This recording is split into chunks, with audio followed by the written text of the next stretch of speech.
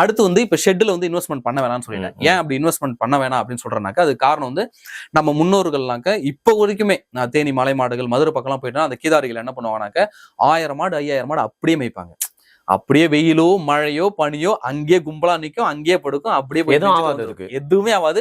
தடுப்பூசியே போட முடியாது. கோமாரி தடுப்பூசி எல்லாம் போனாங்கன்னாக்க டாக்டருங்க அடி வாங்கிட்டு தான் வரணும், முதி வாங்கிட்டு தான் வரணும். ஆமா, எட்டி வச்சிரும். அப்ப நம்ம வந்து நம்ம மாடுகள் ஒருவேளை கலப்பின மாடுகள் நம்ம வாங்குறோம் அப்படின்னாக்க கலப்பின மாடு தான் பால் பண்ணைக்கு வாங்கி ஆகணும். அப்படி வாங்கும்போது என்ன பண்ணுவோம்னாக்க அந்த ஷெட் வந்து ரொம்ப செலவு இல்லாம வெயிலுக்கு மழைக்கு மட்டும் நிக்கிற மாதிரி, கடும் வெயிலுக்கு உச்சி வெயிலுக்கும் மழைக்கு மட்டும் உள்ள பாதுகாப்பா நிக்கிற மாதிரி. மத்த நேரங்கள்ல அந்த ஷெட்டை சுத்தி மரம் வச்சுட்டீங்கன்னாக்க மரத்துக்கு வெளியில கட்டிடலாம். ஆமா, அந்த ஷெட் அமைப்புலயும் சரி, அமைப்புல வந்து இப்ப நாம என்ன பண்ணுவோம், தகர ஷீட்டு, இரும்பு கம்பிகள், கொட்டகைகள் இந்த மாதிரிலாம் யூஸ் பண்ணுவோம். அதுக்கு பதிலா மரம் இருக்கு இல்லைங்களா, மரத்தையே நீங்க நட்டுக்கலாம். அப்படி இல்லைன்னா சிமெண்ட் தூணுகளை வந்து சைட்ல நட்டுக்கலாம். நட்டுட்டு மேல கூரைக்கு வந்து நீங்க வைக்கோல் இருக்கு இல்லைங்களா, நெல் அடிச்ச வைக்கோல், அதை போட்டீங்கன்னா 3 வருஷம் தாங்கும். தென்னை மட்டையால அந்த கூரையை போட்டு மேல அந்த வைக்கோலை போட்டீங்கன்னாக்க 3 வருஷம் தாங்கும். கரும்பு தோகை இருக்கு தெரியுங்களா, கரும்பு தோகையை நீங்க கொண்டு வந்து போட்டீங்கன்னாக்க அது 5 வருஷம் தாங்கும். ஆமா, 5 வருஷம் தாங்கும். இதே ஏரியில போயிட்டு, ஏரியில வந்து வயல்னு சொல்லுவாங்க எங்க ஊர் பக்கம், அது பார்க்க நல்லா கோரை மாதிரி ஏரி ஃபுல்லா ஹால் ஹைட்டுக்கு வளர்ந்துருக்கும். இது இங்கிலீஷ்ல மேபி எலிஃபண்ட் கிராஸ் சொல்றீங்கன்னு நினைக்கிறேன். பெரிய பெரிய புல்லா இருக்கும். ஆமா, பெரிய பெரிய புல்லா ஏரிக்குள்ள வளர்ந்துருக்கும். அதை அறுத்துட்டு வந்து போட்டீங்கன்னா 10 வருஷம் வரைக்கும் அழகா போட்டு விட்டீங்கன்னா 10 வருஷத்து வரைக்கும் தாங்கும். 8 வருஷம் கம்பல்சரி தாங்கும். அப்போ இது என்ன பண்ணும்னா அதிக ஹீட்டை கீழே கொண்டு வராது. சரி, அதனால மாட்டுக்கு மண்டை கோளாறு ஏற்படாது, பால் உற்பத்தியும் பாதிக்காது. அதனால நீங்க கூரைய இரும்பு தகடாலேயோ சிமெண்ட் ஓடுகளாலேயோ மூடுவதற்கு பதிலாக இந்த வைக்கோல் போரையோ அல்லது அந்த கரும்பு தோகையோ அந்த ஏரிகள்ல இருக்கக்கூடிய அந்த பெரிய கோரைகளையோ கொண்டு வந்து நீங்க கூரையா போட்டீங்கன்னாக்க உங்களுக்கு நல்லா தாங்கும். அதுல வந்து நீங்க ஃபேன் போட்டுக்கலாம். ஃபேன் போடும்போது அந்த எலக்ட்ரிக்கல் ஒயர் எல்லாம் ஃபுல்லா பழுப்பு வச்சு போடணும். இல்லைனாக்க ஏதாவது ஃபயர் ஆனிச்சுனாக்க கொஞ்சம் பிரச்சனை வரும். அது மட்டும் இல்லாம அந்த தரை இருக்கு இல்லைங்களா, ஷெட்ல தரை, அந்த தரை வந்து கான்கிரீட் தரைகளாக இருக்கணும், சிமெண்ட் தரைகளாக கண்டிப்பா இருக்கணும். அதே மாதிரி வழியிற தண்ணி, அந்த வழியிற தண்ணி நேரா வந்து ஷெட்டை தாண்டி விடும். நம்ம ஆளுங்க என்ன பண்ணுவாங்கன்னா ₹1,00,000 செலவு பண்ணி ஷெட்டை போட்டுட்டு அந்த தண்ணியை பாத்தீங்கன்னா அப்படியே பக்கத்துலயே தேங்க வச்சிருவாங்க. அது தேங்க வைக்கிறதால என்ன ஆகும்னாக்க கொசு மாதிரியே குட்டியா ஒண்ணு இருக்கும். சரி, அதுவும் உருவாகும். அது என்ன பண்ணும்னா மாட்டு மேல உட்காந்து கடிச்சு கடிச்சு தடுப்பாகி அந்த தடிப்பா இருக்கிறதெல்லாம் வழட்டிக்கிட்டு அப்படியே ரத்தம் மாதிரி அப்படியே உள்ள சதை தெரிய ஆரம்பிச்சிடும். அப்புறம் அதுக்கு வேப்பெண்ணையை தடவிக்கிட்டு அதுக்கு கொசு அடிச்சுட்டு இருந்தோம். அதுக்கு பேசாம அந்த தண்ணியை தூரமா கொண்டு போய் விட்டுட்டா, வயல்லையோ அல்லது மோட்டார் பம்புல இருந்து கலந்து அப்படியே வயலுக்கு போற மாதிரியே விட்டுட்டீங்கன்னாக்க அது தூரமா அது மட்டும் போயிடும். அப்போ ஷெட்ல அதிக இன்வெஸ்ட்மெண்ட் வேண்டாம். ஷெட்டை வந்து நம்ம சுத்தி இருக்கிற கிடைக்கூடிய பொருள், இப்ப கரும்பு தோகைலாம் நான் தோட்டத்துக்கு போயிட்டு கரும்பு வெட்ட நேரத்துல போயிட்டு கரும்பு தோகை தாங்கனாக்கா அவன் தரமாட்டேன்னு சொல்ல மாட்டான். கையெடுத்து கும்பிட்டு வாரிட்டு போட்டு ஃப்ரீ வாரிட்டு வந்துடலாம். ஏரிகள்ல வயல் போய் பஞ்சாயத்துல போய் கேட்டுட்டு பர்மிஷன் கேட்டு நீங்க மட்டும் அறுத்தலாம். அதுக்கும் காசு கிடையாது. சிமெண்ட் தூண் 4 சிமெண்ட் தூணை நட்டு வச்சு கீழே சிமெண்ட் தர போட்டு மேல அந்த வயலையோ அல்ல கரும்பு தொகையோ மேல கொண்டு போட்டீங்கன்னா என்ன செலவு? இதுக்கு எதுக்கு இரும்பு ஷெட்டு, இரும்பு கம்பி, இரும்பு ஷீட் எல்லாம் போட்டுக்கிட்டு? இப்போ இரும்பு ஷீட் இன்னைக்கு வாங்கிட்டு வந்துட்டு ஒரே ஒரு ஓட்டை போட்டுட்டு திரும்ப அவன்கிட்ட கொடுத்தா அவன் வாங்க மாட்டான். இன்னைக்கு நீங்க வாங்குற இரும்பு ஷீட் வந்து ஒரு 1200 ரூபாய்னா அதுல ஒரே ஒரு ஆணி இறக்கிட்டாக்க அடுத்த நாளே அதை வித்தீங்கன்னா பாதி ரேட்டுக்கு கூட வாங்க மாட்டான். இடைக்கு தான் வாங்குவான். எதுக்கு நமக்கு அவ்வளவு செலவு? அது மட்டும் இல்லாம அந்த ஹீட் வேற கீழே இறங்கி மாட்டினுடைய பால் உற்பத்திக்காக போய் மாடு நாக்க தொங்க போட்டுட்டு எச்சு எழுதுகிட்டு ஹீட்டும் தேவையில்லாம மாடுகளுக்கு. ஆமா, அப்படியே ஒருவேளை எங்களுக்கு இதெல்லாம் வாய்ப்பு இல்ல, சிமெண்ட் ஷீட்டு தகர ஷீட் தான் போடுறோம் அப்படின்னாக்க 2 பக்கமும் புங்கன் மரங்களை நடுங்க. புங்கன் மரம் வந்து நல்லா குளிர்ச்சி தரும், நல்லா குளுகுலுன்னு காத்து அடிக்கும். அது நட்டீங்கன்னா உள்ள வந்து ஷெட் வந்து ரிலாக்ஸா இருக்கும். அப்போ ஷெட் முடிஞ்சிடுச்சு. அடுத்து பாத்தீங்கன்னாக்க மாடுகள் தேர்வு, இதுல ரொம்ப கவனமா இருக்கணும். மாடுகள் தேர்வு வரைக்கும் ஆமா, இதுலதான் மெயின்.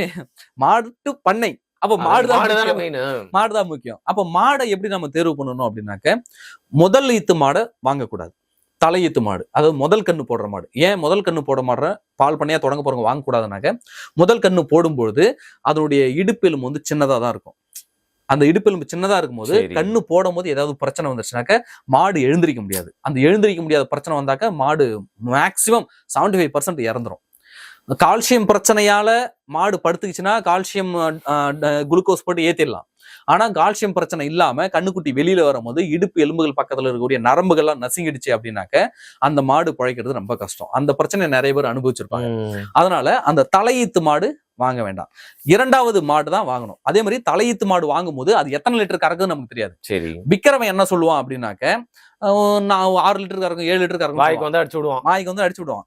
ஆனா வாங்கிட்டு வந்துட்டு நீங்க கறந்து பார்க்கும்போது அந்த லிட்டர் இருக்காது. ஆமா, அதனால தலையீத்து வாங்கக்கூடாது. ஆனா 2வது ஈத்துல அப்படி கிடையாது. ஏன்னா முதல் ஈத்துல அது எத்தனை லிட்டர் கறந்துன்னு அவனுக்கு தெரியும். அதனால அவன் கரெக்டா சொல்லிடுவான். 2வது ஈத்து மாடு அப்படின்னு பாத்தீங்கன்னாக்கா அதோட இடுப்பெலும்பு கொஞ்சம் பெருசா இருக்கும். ஏன்னா ஆல்ரெடி ஒரு கண்ணு போட்டுருக்கு. அதனால 2வது ஈத்து மாடு வாங்குறதுன்றது வந்து ரொம்ப சேஃப். பால் பண்ண வைக்கிறவங்களுக்கு ரொம்ப சேஃப். அப்போ அந்த மாடு வந்து 2வது ஈத்து மாடா இருக்கணும். அப்பதான் இளம் மாடு நம்ம கிட்ட வந்து ஒரு 8 குட்டி 10 குட்டி போடுற வரைக்கும் நம்ம வச்சுக்கலாம். சோ இன்வெஸ்ட்மெண்ட் அது.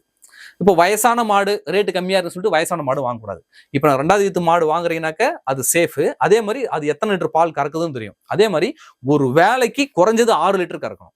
ஒரு வேலைக்கு குறைஞ்சது 6 லிட்டர் கறக்கணும். 6 லிட்டருக்கு மேல எவ்வளவு நாள் பரவாயில்ல. ஆனா 6 லிட்டர் குறையக்கூடாது. அதுவும் ஒரு 4-5 மாசம் தான் அந்த ஹீல்டு கரெக்டா கொடுக்கும் அந்த 6 லிட்டர். அதுக்கப்புறம் வந்து இயல்பா குறையும் தான். அதை நம்ம ஒண்ணுமே பண்ண முடியாது. செனம் மீண்டும் பிடிச்சிச்சுனாக்க அது ஒண்ணுமே பண்ண முடியாது. அப்போ மாடுகள் என்ன மாடு வாங்கலாம்னாக்க நம்ம கிளைமேட்டுக்கு தமிழ்நாடு கிளைமேட்டுக்கு செட் ஆனது எதுன்னு பாத்தீங்கன்னா HF செட் ஆகும். HF கிராஸ் அது செட் ஆகும். அப்புறம் ஜெர்சி கிராஸ் அது செட் ஆகும். பால் பண்ணைக்காக சொல்றேன். உடனே நாட்டு மாடு வந்துடாதீங்க. பால் பண்ண பிசினஸ் ஆரம்பிக்க இதை பண்ணணும். இததான் இந்த 2 மாடுகள் தான் இப்போதைக்கு இங்க இருக்குதுங்க. சரி, இந்த 2 மாடுகளை வச்சுக்கலாம். இந்த 2 மாடுகளை ஏதாவது ஒண்ணு தேர்வு பண்ணி வச்சுக்கலாம். இப்ப இந்த கிராசஸ்லயே நல்ல வெயில தாங்குற பிரீட்ஸ் எல்லாம் இங்கேயே நம்ம கிளைமேட்டுக்கு அடாப்ட் ஆகி வளர்ந்த பிரீட்ஸ் எல்லாம் இருக்கு. சோ அது வாங்கிக்கலாம் நீங்க. அப்படி இல்ல அப்படின்னாக்க வேற வழியே இல்லை. இந்த 2 மாடு தான் இருக்கு. பால் பண்ணையில பால் கறந்து நீங்க விற்பனை செய்யணும்னா இந்த 2 மாடு தான் இருக்கு. வேற பால் பண்ணைக்குன்னு கிடையாது. நாட்டு மாட்டு பண்ணை வைக்கிறேன்னா நீ அதை தனியா வச்சுக்கோ. அவ்வளவுதான். இதுல வந்து கிராஸ் பண்ணாதீங்க நீங்க உள்ள வந்து. சரிங்களா? அப்போ மாடுகள் தேர்வு முடிஞ்சிருச்சு. சரி, இதுக்கு வந்து பராமரிப்புன்னு ஒண்ணு இருக்குல்ல. பராமரிப்புக்கு ரொம்ப ஆரம்பிச்சிட்டேன். மெயின்டெனன்ஸ். ஆமா, ஆரம்பிச்சிட்டேன். மாடு வாங்கிடு. ஷெட்டுக்கு வந்து பாத்துட்டோம். ஷெட் அதிக செலவு பண்ணாதீங்க. ஷெட்ல இன்வெஸ்ட் பண்ணாதீங்க. ஷெட் ரொம்ப எளிமையா போடுங்க. மாடுகள் வந்து இத்தனை வயசு மாடு தான் இருக்கணும். இத்தனை லிட்டர் பால் கறக்கணும். இந்த மாடு எடுங்க. எந்த மாடு ஹோலிஸ்டின், HF, அப்புறம் வந்து ஜெர்சி கிராஸ் இந்த மாடு வாங்கிக்கிங்க அப்படின்னு நம்ம சொல்லிட்டோம். அடுத்து வந்து இந்த பராமரிப்புல வந்து நிறைய தீவன முறைகள்னு இருக்கு. இப்போ வந்து மாடுகளை பொறுத்த வரைக்கும் அடர் தீவனம், உலர் தீவனம், பசுந்தீவனம் இந்த 3 தீவனங்களை போட்டாதான் அது பால் நல்லா கறக்கும். இப்போ அடர் தீவனம் அப்படின்னாக்க எல்லா சத்துக்களும் அடங்கிய சரிவிகித தீவனம். அது என்னன்னாக்க நம்ம புரோட்டீன் பல்லட்ஸ் நிறைய பேர் விற்கிறாங்க. சில பேர் வந்து தவிடு புண்ணாக்கு இதெல்லாம் கலந்து வைக்கிறாங்க. அப்போ அந்த அடர் தீவனத்துல என்னென்னலாம் இருக்கணும் அப்படின்னாக்க மாவுச்சத்து இருக்கணும், அப்புறம் வந்து புரதச்சத்து இருக்கணும், கொழுப்பு சத்து இருக்கணும், நார் சத்து இருக்கணும். இந்த சத்துக்கள் அடங்கியது எல்லாம் தான் சேர்த்துதான் அடர் தீவனம். அந்த அடர் தீவனத்தை என்ன பண்ணுவோம்னாக்க தவிடு, உளுந்து, இந்த பொட்டுகள், மக்காசோள மாவு இது எல்லாத்தையும் சொல்றேன். அந்த அடர் தீவனத்தை என்ன பண்ணுவோம்னாக்க மாடு வந்து தண்ணியில அப்படியே கரைச்சி நம்ம ஊர்ல வைப்பாங்க. என்ன பண்ணுவாங்க? தவிடு கொட்டுவாங்க, மக்காசோள மாவு போடுவாங்க, புண்ணாக்கு போடுவாங்க. அப்படியே 2 குடம் தண்ணியை ஊத்தினாங்கன்னா மாடு குடிச்சிட்டு போய் உட்காந்துருக்கும். அது என்ன ஆகும்னாக்க செரிமானம் ஆகாது. அவ்வளவு எளிதா செரிமானம் ஆகாது. ஏன்னா மாட்டினுடைய வயித்தை பொறுத்த வரைக்கும் நுண்ணுயிர்கள் தான் அந்த உணவுப் பொருளை நமக்கு வந்து HCl அமிலம் சுரந்து உணவை சிதைக்கும். வயிற்றுல வந்து நமக்கு வந்து HCl நுண்ணுயிர்கள் முக்கியம் பங்காற்றுது. ஆமா, மாட்டை பொறுத்த வரைக்கும் மாடுகளுடைய வயிறு 4 அறை. அந்த 4 அறையில நுண்ணுயிர்கள் தான் அந்த உணவை சிதைச்சு அது ஆற்றலா மாட்டும். அப்போ நீ தண்ணியை ஊத்தினீங்கன்னாக்க தண்ணி வயிறு ஃபுல்லா ரம்புனுச்சுனாக்க அந்த நுண்ணுயிர் டைலூட் ஆயிடும். புரியுது. சதைக்கிறதுக்கு லேட் ஆகும். அப்ப அந்த நீங்க போடுற அந்த தீனி என்ன ஆகும்னாக்க சாணத்துல முழு மக்காசோளமா வரும். சாணத்துல பாதி வந்துடும். சரியா செரிமானம் ஆயிருக்காது. மூத்திரத்துல தனியா வந்துருக்கும் மூத்திரத்துல. அப்போ சத்து முழுமையா போவாது. அப்ப நம்ம என்ன பண்ணலாம்னா அடர் தீவனத்தை அப்படி புட்டு மாவு பதத்துக்கு பிசைஞ்சு தண்ணி தெளிச்சு புட்டு மாவு பதத்துக்கு பிசைஞ்சு மாட்டுட்டு வச்சா மாடு தின்னணும். கொஞ்சம் கெட்டியா இருக்கணும். ஆமா, தடன்னு இருக்கலாம். இட்லி மாவு பாத்திரம் கூட இருக்கும். அது சாப்பிட்டு முடிச்சுட்டு ஒரு 1 hour கழிச்சு தண்ணியை கொண்டு போய் வச்சுன்னா குடிச்சிட்டு கம்முன்னு இருக்கணும். Easy digestion. ஆமா, தண்ணிக்குள்ள கலக்கூடாது. அப்போ அடர் தீவனத்துல என்னென்ன சத்து இருக்கணும்னு சொல்லிட்டேன். அடர் தீவனத்தை நம்ம எப்படி கொடுக்கணும்னு சொல்லிட்டேன். அடுத்ததாக பசுந்தீவனம். இது ரொம்ப முக்கியம். நிறைய பேர் என்ன பண்ணுவாங்க? பால் பண்ணணும்னே கோ4, கோ6, அப்புறம் சூப்பர் நேப்பியர், அப்புறம் இன்னும் மக்காச்சோள நேப்பியர், இதெல்லாம் தீவன பயிர்கள். புதுசான தீவன பயிர்கள்லாம் கண்டுபிடிச்சிருக்காங்க. நம்ம கால்நடை ஆய்வு மையம் அப்புறம் வெளிநாட்டுல இருந்து வந்த தீவன பயிர்கள். அதனுடைய பெயர்கள் இதெல்லாம் என்ன ஆகும்னாக்க இவங்க நிறைய அப்படியே ஃபுல்லா விரைச்சு விட்டுட்டு அதையே அறுத்து மாடுக்கு போட்டுக்கிட்டு இருப்பாங்க. மாடு என்ன பண்ணும்? நின்னுகிட்டு கட்டி வச்ச இடத்துல அதையே தின்னுட்டு அங்கேயே இருந்துட்டு பால் கறந்துகிட்டு இருக்கும். அதுல பால்ல ஒண்ணும் இருக்காது. அப்போ நம்ம அந்த பசுந்தீவனம்ன்றது வந்து பால்ல ஒண்ணும் இருக்காதுன்னா சத்து இருக்காது. ஏன்னா இப்போ அது மட்டும் இல்லாம மாடுக்கே சலிப்பு ஏற்பட்டுரும். பால் உற்பத்தியும் குறைஞ்சிரும். இப்போ நான் இருக்கிறேன், நான் 1 நாள் 4 நாள் பிரியாணி தின்னலாம். 5 நாள் நான் பிரியாணி தின்னா என்ன ஆகும்? 2 வேளையே சலிச்சிரும். மாடுக்கும் பொருந்தும். மாடு ஒரு உயிர் தானே. அதுக்கு உணர்வு இருக்கு, சுவை இருக்கு. அப்ப மாடு என்ன பண்ணுனாக்க கண்டினியூவா நீ தீவன பயிரே போட்டுட்டு இருந்தா அதுவே சலிச்சுட்டு பால் தரவுன்னு கம்மியாயிடும். நீ மாடு மாதிரி திங்கிறேன்னு சொல்லிட முடியாது. மாடும் கொஞ்சம் ரசம் நல்லா ருசி ஆமா. பார்த்து சாப்பிட்டுதான் கொஞ்சம் அந்த பால் கறக்குது. ஆமா. அதனால இந்த தீவன பயிரை ஃபுல்லா போட்டுட்டு இதே போடுவாங்க. அப்படி போடக்கூடாது. கலப்பு பசுந்தீவனம் அப்படின்னு நான் ஒரு டாபிக் வந்து நிறைய நேரத்துல பேசியிருக்கேன். கலப்பு பசுந்தீவனம்னு ஒண்ணு இருக்கு. என்னன்னாக்க அப்பெல்லாம் ஒரு 20 வருஷத்துக்கு முன்னாடி எல்லாம் எங்க ஊர்ல நாங்களாம் எங்க தாத்தாலாம் என்ன பண்ணுவானாக்க சோளப்பயிர், அப்புறம் வந்து சித்திர சோளம்னு சொல்லுவாங்க எங்க ஊர்ல. சரி. இரும்பு சோளம் இவ்வளவு பெருசு இருக்கும், அந்த ஆள் உயரத்துக்கு மேல வளரும். அது கூட என்ன பண்ணுவாங்கனாக்க பயத்தம்பயிறு, மொச்சக்கொடி, அப்புறம் வந்து அந்த பச்சை பயிறு, உளுந்து, இதெல்லாம் பெரும்பயிறு, இது எல்லாத்தையும் கலந்து விரைச்சிடுவாங்க. அது விரைச்சி எல்லாம் நல்லா பூ பூத்த உடனே அப்படியே அதை அறுத்து எடுத்துட்டு போய் மாட்டுக்கு போடுவாங்க.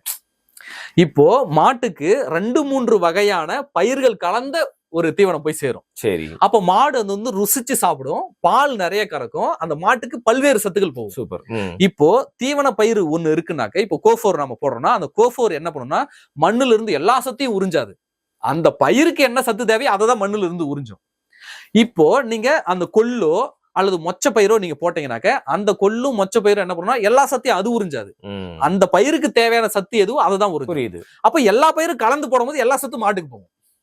ஒரு பயிரே போட்டா எல்லா சத்தும் போகாது. எல்லா பயிரும் கலந்து போடும் போது எல்லா சத்தும் மாட்டுக்கு போய் சேரும். அப்போ நாங்க கலப்பு பசுந்தீவனம் சொல்றோம்.